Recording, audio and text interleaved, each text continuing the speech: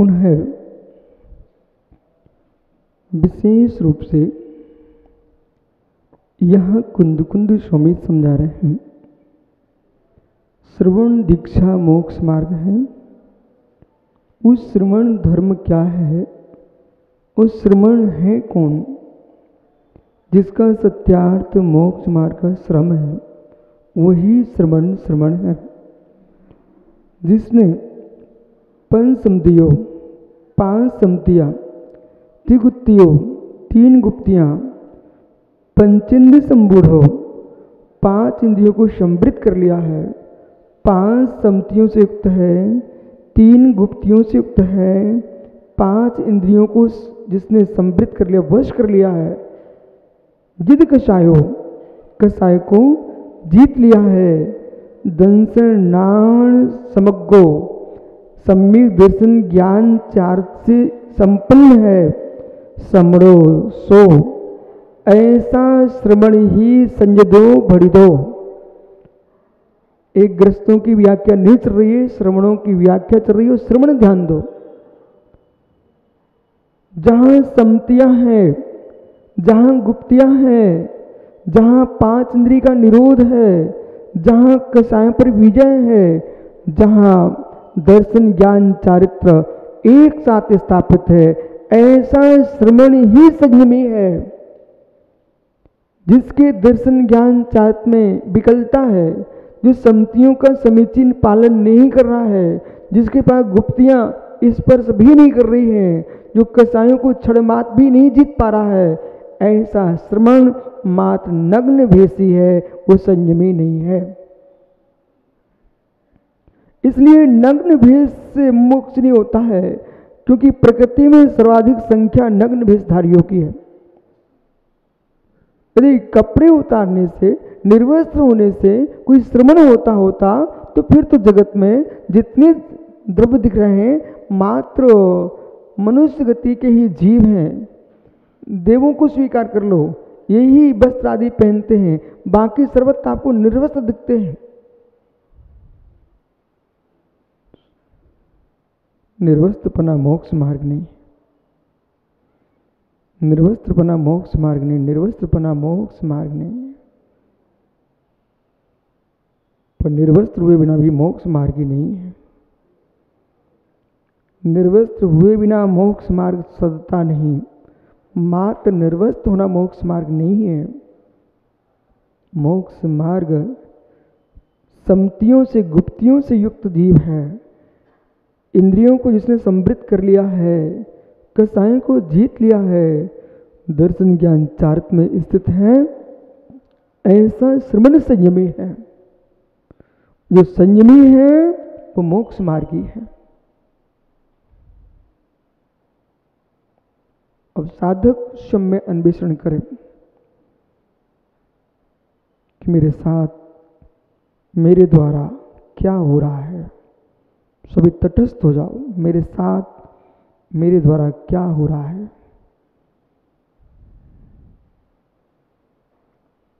साधना के क्षेत्र को स्वीकार किया है, स्वीकार किया है,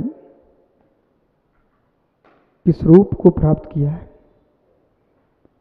साधना का भेष स्वीकार किया है,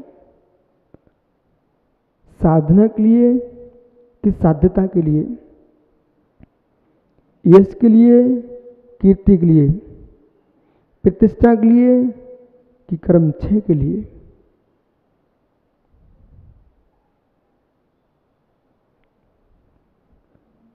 क्योंकि एक सिक्के के द्वारा बहुत सारे काम हो सकते हैं। एक सिक्के को मंदिर में, गोलक में भी डाल सकता पुरुष, पुण्य कमा के जा सकता। एक सिक्के को किसी फोन के डिब्बे में डाल के बातों में निकाल दिया उसने। एक सिक्के को मेरे मित्र मदरालय, वेश्यालय में ले जा सकता है, और एक जीव एक सिक्के को आहार का द्रव्य खरीद करके दिगंबर मुनि की चर्या करा करके पुण्य का आश्रय बंद कर सकता है। मित्र, उस सिक्के के अंदर कितने धर्म थे, सिक्का फिर भी अपने स्वभाव में था। ऐसे संयम को प्राप्त किया है। श्रवण लिंग और श्रवण धर्म, इन दो में भेद कीजिए। श्रवण लिंग, श्रवण धर्म। श्रवण लिंग तो दिगंबर लिंग है। जो श्रवण लिंग है उसकी प्राप्ति कर लेना श्रवण धर्म नहीं है। श्रवण धर्म जब भी प्राप्त होगा तो श्रवण लिंग से ही होगा। श्रवण धर्म, श्रवण लिंग, तो श्रवण धर्म जो है वो तो मित्र व्रत समति गुप्ति रूप है, 10 धर्म रूप है, कसाय की जितेंद्रियता है, वो श्रवण धर्म है। दर्शन ज्ञान चारित्र श्रवण धर्म है। इस श्रवण धर्म से युक्त जो श्रवण है उसका नाम संयमी है, उसका नाम यमी है, उसका नाम बदंत है, उसका नाम योगी है, उसका नाम ऋषि है, उसका नाम तपस्वी है, उसका नाम साधु है। और श्रवण धर्म शून्य है तो मित्र भेष है, द्रवलिंग है। द्रवलिंग के बिना भावलिंग कभी नहीं बनेगा। द्रवलिंग के बिना भावलिंग कभी नहीं बनेगा, पर द्रवलिंग मात्र होने से भावलिंग नहीं होता। जब जब भावलिंग होगा द्रवलिंग में ही होगा, जब जब भावलिंग होगा द्रवलिंग में ही होगा। इसलिए आज गाथा नंबर है मित्र 240 नंबर की गाथा में भगवान कुंदकुंद देव जो श्रवण धर्म की व्याख्या कर रहे हैं, अमृतचंद स्वामी ने अत्यंत गहरे में जाके व्याख्यान किया है। जो संयम द्रव रूप दिखता था वही संयम भाव रूप हो जाता है। जो संयम द्रव रूप दिखता था वही संयम भाव रूप हो जाता है। जो कच्चा आम था वही कालांतर में मीठा आम हो जाता है। पहले द्रव संयम ही स्वीकार किया जाता है और द्रव संयम स्वीकार करके साधक और चिंतन की गहराई में जाता है। जिस देह को लोग गाली देते थे, मित्र बहुत संभल के सुनना। प्रारंभ हो रही टीका, हे ज्ञानी, हे ज्ञानी, धर्म के मर्म को समझ। प्रातः मैंने कहा था कि पेन की भी आसाधना करोगे तो पाप का आश्रय होगा। जितने साधक प्रवचनकार हैं, श्रवण मुनि हैं, इन सबको प्रवचन की शैली भाव वाच में डाल देना चाहिए। नास्ति नास्ति की व्याख्या के साथ अस्ति की व्याख्या कीजिए। निषेध निषेध की जगह विधि की व्याख्या कीजिए। यदि किसी को निषेध में क्लेश होता है उसको विधि समझाइए। किसी को विधि में क्लेश होता है उसको निषेध समझाइए। व्याख्यान अस्ति रूप भी होता है, व्याख्यान नास्ति रूप भी होता है, व्याख्यान अस्ति नास्ति भूत होता है।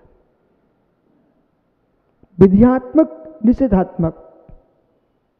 मित्र लघुनंदन, बेटे जब सूर्य का प्रकाश जाज्वल्यमान हो, हस्त की रेखा स्पष्ट दिखती हो और जीव जंतु शून्य अवस्थान हो, ऐसी जगह तुझे भोजन करना चाहिए। तात्पर्य क्या हुआ? सूर्य के प्रकाश में भोजन करना चाहिए। विध्यात्मक व्याख्या है मित्र। जो रजनी प्रकट हो जाए, राकेश का उदय हो जाए, जीव जंतुओं की सीमा अत्यंत प्रचुर हो जाए, ऐसे काल में भोजन का विराम ले लेना चाहिए। ये नास्ति रूप व्याख्या है, निषेध रूप व्याख्या है। पर निषेध रूप व्याख्या में भी ध्यान दो, सप्तमी का प्रयोग कीजिए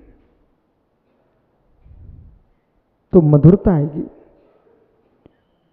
और निषेध की व्याख्या में आपने पंचमी का प्रयोग किया, मतलब लौकिक व्याकरण की दृष्टि से लोट अलंकार का प्रयोग किया, तो थोड़ा भाषा में कर्कशता आती है। और विधि लिंग में प्रयोग किया तो भाषा में माधुर्य आता है। इसलिए प्रत्येक वक्ता को विधि निषेधात्मक के प्रयोग में सप्तमी के प्रयोग का अधिक प्रयोग करना चाहिए। जैसे कि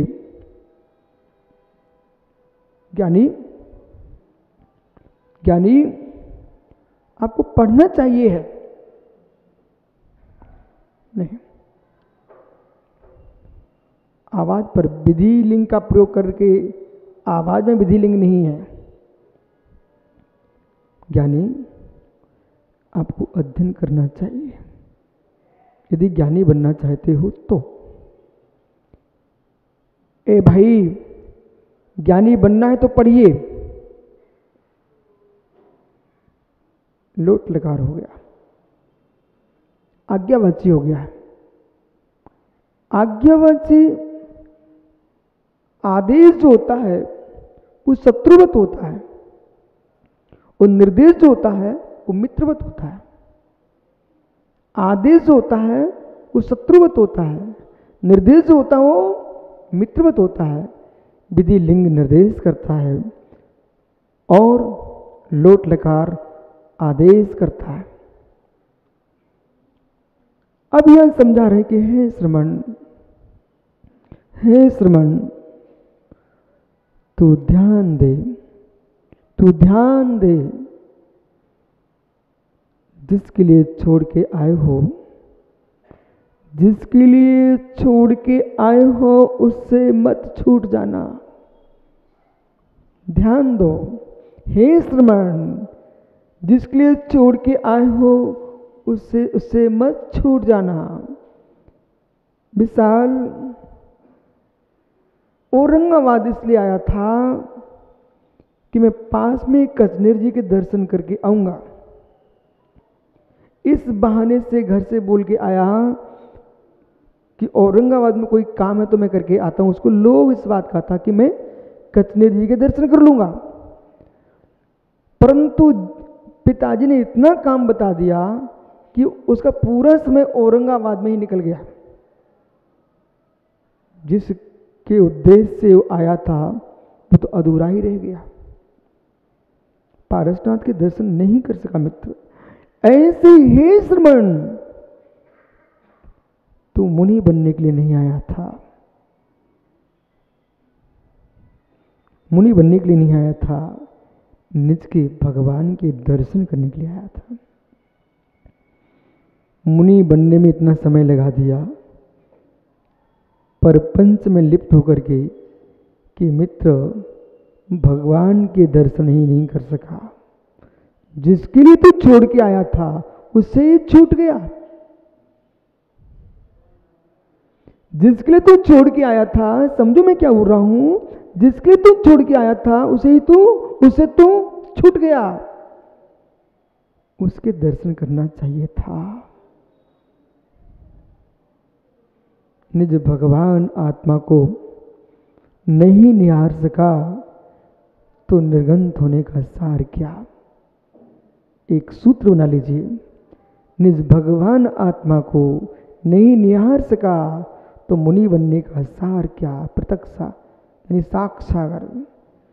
निज भगवान आत्मा को नहीं निहार सका, निज भगवान आत्मा को नहीं निहार सका तो मुनि बनने का सार क्या।